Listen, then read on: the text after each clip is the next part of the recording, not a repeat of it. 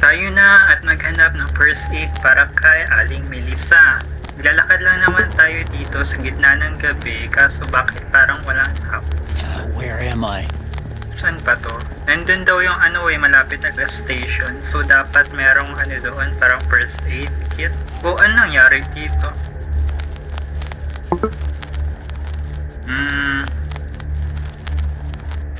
Niya, may isa daw doktor na nabaliw tapos ginawang demonyo. Ginawa niyang demonyo yung mga tao dito. Kaya pala walang tao dito.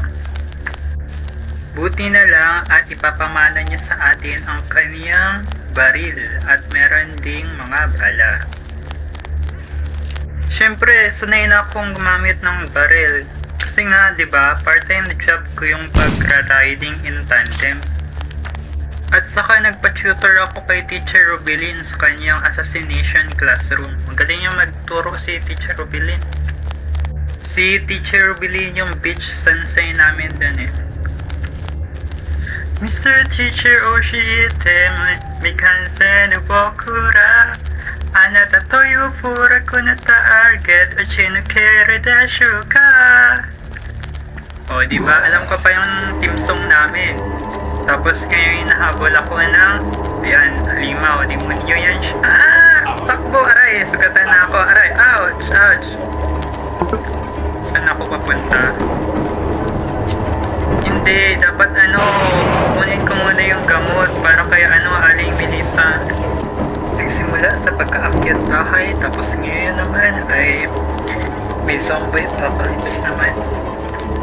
Pero sa lahat ng horror movies, ang importante talaga doon ay face your fears. Kaya hindi natin pwedeng takasan na lang, takbuhan na lang palagi yung zombie na yan.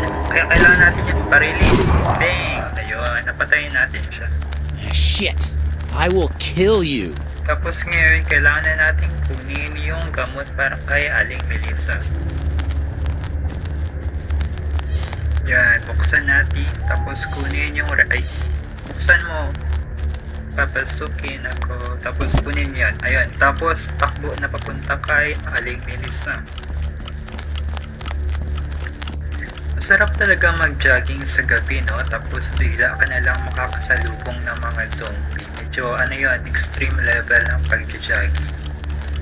Kumusta na kaya si Aling Melissa? Nandiyan pa kaya siya, baka zombie na yan si Aling Melissa. Ayan, buksan mo, papasukin ako. Oy, Aling Melissa, eto na yung gamot mo. Oy, Aling Melissa, hindi mo ba ako sasamahan paghanap ng parts para dun sa ayusin nating motorcycle? Mapapadali yung buhay natin nun. Aling Melissa, ipuputo ko to. Mukhang mas malala pa sa zombie itong si Aling Melissa. Kaya iwanan na lang muna natin siya dyan at sana ay makagat siya ng zombie para matuluyan na talaga siya maging zombie. Ito yung ayusin nating motor. Medyo, paano ba yan? Pwede ba yung pa-insurance? Pwede pa bang mapa-insurance yan? Tayo na at maghanap ng mga tools para ma-fix ang ating nasirang motorcycle. Jogging muna bago makain ng zombie. Tignan natin kung anong laman itong trunk ng sasakyan. Kaya! Manananggal yan, hati yung katawan eh. Sigurado manananggal yan. Punta tayo dun sa may playground para magpahinga. Uy, may teddy bear. Kanino kaya yan? Wala. Kaya naman siya sa ating papansin. Kanina ka pa. Para maayos natin yung motor natin, kailangan natin ngayon mag-akyat bahay. Tara na. Ay, bakit naman may ganyan? Parang hindi talaga tayo pwede dito. Alam nila akyat bahay tayo. Medyo nahirapan akong umakyat dito. Parang na-brain damage yata ako dahil sa aksidente. At eto, dito nakuha natin yung isang bala. Buti lang, ay, bumalik ka dun, huwag kang tumalon dyan. Ayan, ito yung bala. Tapos pasok tayo. May pa second floor pa sila. May mananakaw naman kaya tayo. Wala na naman. Pa naman itong bahay na. Pati cabinet nila sa may sala, wala ring laman. Ha? Kailan pa ba kayo naging zombie? Parang isang dekada na kayo yung zombie ah. Wala tayong nakita kaya pupunta na tayo sa ibang bahay. Huwag gagayahin, ito ay legal na pag-aakyat bahay kasi wala na talagang tao dito.